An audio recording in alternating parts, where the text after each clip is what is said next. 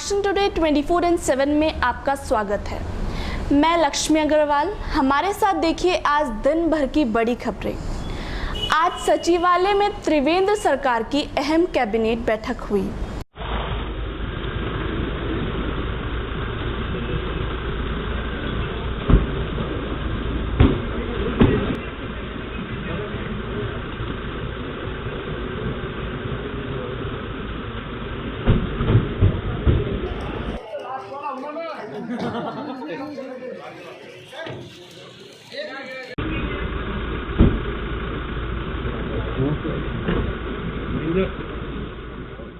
शासकीय प्रवक्ता मदन कौशिक ने कैबिनेट के फैसलों की जानकारी दी। 14 बिंदु आए हैं। एक को हमने अगली कैबिनेट के लिए रखा है, 13 पर निर्णय लिया गया है। इसमें प्रमुख रूप से जो नैनीताल हाईकोर्ट के पूर्व न्यायाधीश और न्यायाधीश हैं, उनकी जो मिनिस्ट्रियल एवं सेवक भत्ते उसमें बढ़ोतरी के संबंध में था। एक जो हमारा हेमवती नंदन बहुगुणा चिकित्सा विश्वविद्यालय है, उसके कुलपति के कार्यकाल 65 से 70 वर्ष और वर्तमान कुलपति पर लागू होने के संबंध में था। इसी प्रकार राजस्व विभाग के अंतर्गत जो 143 धारा है, इसमें जो हमने निर्णय लिया है कि जो जोनसार भाबर में भी हम लोग इसको जारी करेंगे, जो पहला निर्णय लिया था। और जो हमारा इसी प्रकार से जो प्राधिकरण क्षेत्र में हमारा जहाँ हमारी योजना महायोजना है, उसके अंतर्गत 143 की आवश्यकता नहीं होगी। इसी प्रकार से जो ऋषिकेश एम्स के पास एक 1.43 एकड़ भूमि को हम एक न्यास ने हमसे मांगी है, जो फ्री में वहाँ रोगियों के अटेंडेंट इत्यादि को रखने की व्यवस्था करेगा। इसकी जो प्रक्रिया राज्य ने वो पूरी की है।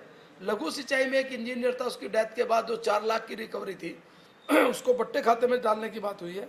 जो विधानसभा का चतुर्थ विधानसभा का जो 2020 का द्वितीय सत्र था, उसे आहूत किए जाने के संबंध में 23, 24, 25 का यह निर्णय भी हम लोगों ने लिया है। तो इस प्रकार से ये महत्वपूर्ण निर्णय हम लोगों ने लिए हैं।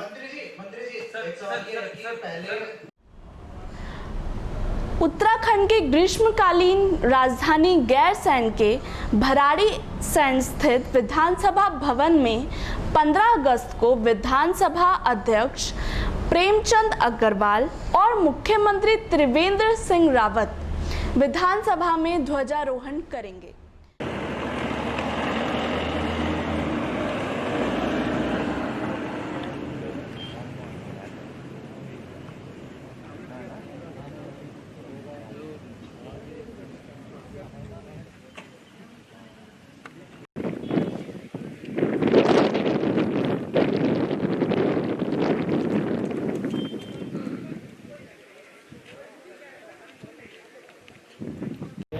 और मैंने उनसे कहा है कि ग्रीष्मकालीन राजधानी घोषित होने के बाद हम एक कार्यक्रम वहाँ जरूर करें, क्योंकि ये पहला स्वतंत्रता दिवस 15 अगस्त का जो आ रहा है। और मुख्यमंत्री जी ने हामी भी भरी है, क्योंकि उस दिन अनेकों कार्यक्रम रहते हैं। आप समझ सकते हैं कि मेरे यहाँ विधानसभा में है, मेरे यहाँ ऋषिकेश में है, डोईवाला में है, अनेकों स्थानों में मुझे भी जाना होता है, माननीय मुख्यमंत्री को भी जाना होता है। लेकिन उसके तुरंत बाद हम लोग गैरसैंण में हम जाएंगे।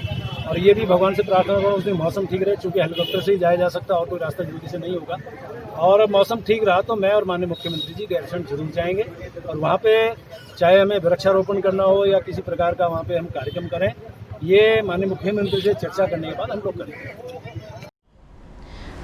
कल रात से हो रही बारिश ने लोगों की मुसीबतें बढ़ा दी हैं। उत्तराखंड के अलग अलग हिस्सों में भूस्खलन और तेज बारिश से लोगों की परेशानी बढ़ रही है।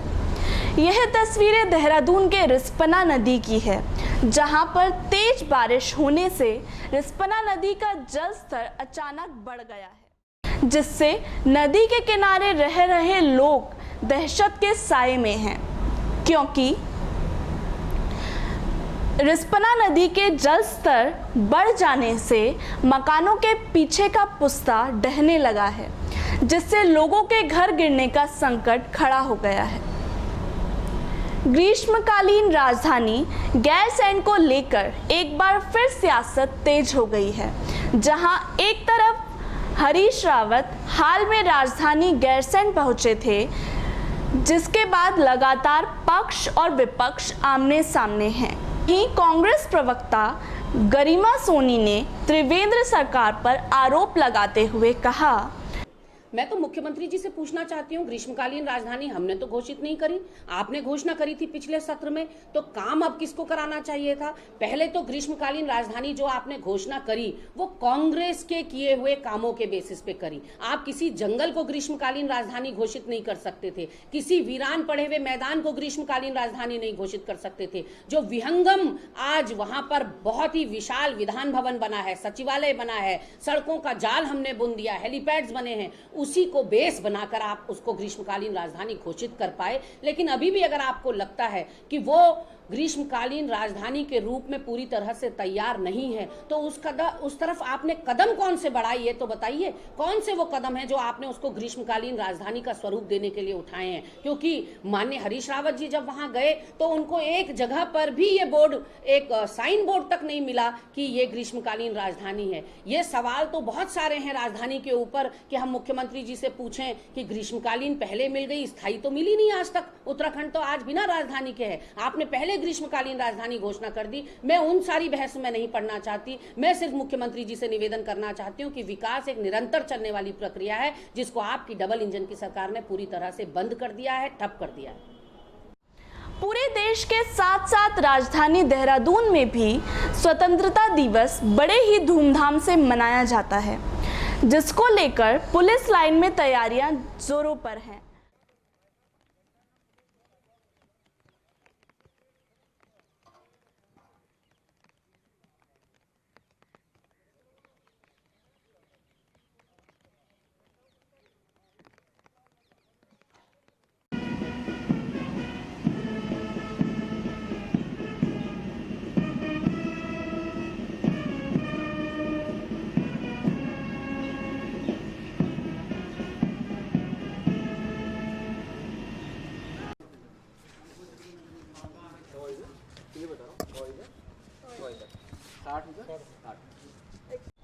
टीचर्स कॉलोनी में बरसात से जो मकान ध्वस्त हुए हैं, कहीं नेता आए, आश्वासन देकर गए, कॉलोनी वासी असंतुष्ट। यदि ये यमुना कॉलोनी का नाला बंद नहीं होता है तो सारे टीचर्स कॉलोनी वासी मिलकर उस नाले को बंद करेंगे। बस हम लोग सब मिलकर के उस नाले को बंद कर देंगे। अगर आज 4 दिन हो गए, ठीक है, 4 दिन हो गए, 4 दिन के बाद आज यहाँ पे कट्टे लगाए गए। अगर आज शाम तक इसे अगर बंद सही से ना करा गया तो हम यमुना कॉलोनी का नाला खुद जाकर के कॉलोनी वासी बंद कर देंगे, पूरा धरना देगी। इस बात की क्या गारंटी है? उत्तराखंड सरकार मुर्दाबाद, मुर्दाबाद, मुर्दाबाद, गुंडागर्दी नहीं चलेगी, नहीं चलेगी, नहीं चलेगी, नहीं चलेगी, नेतागिरी नहीं चलेगी, नहीं चलेगी, नहीं चलेगी। कपूर साहब होश में आओ, होश में आओ, होश में आओ, हरबंश कपूर होश में आओ, होश में आओ, होश में आओ।